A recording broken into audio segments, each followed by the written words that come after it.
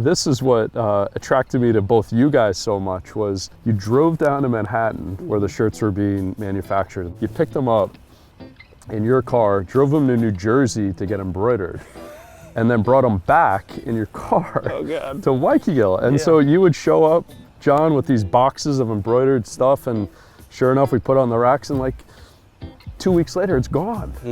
It said, called John and Alex and said, hey, we need to order some more. Like John said, we're here to talk about the Hoffhine. So, you know, it's a fascinating factoid that this tournament that's been going for 80 years? Yeah, almost 80 years now. Has your last name on it. It is quite the story, actually. I started my professional career at Westchester Country Club in 1997. And so I hopped in my car from Columbus, Ohio, and was driving to New York to start my career working in the bag room. My parents thought I was crazy. And my dad, right before I left, said, you know, I may have had a relative that had something to do with the golf tournament here. John Kennedy, who was the director of golf here at Westchester for over 30 years, was showing me around when I arrived. And sure enough, you go into the grill room and there's this huge championship board that says Hoffhine Memorial.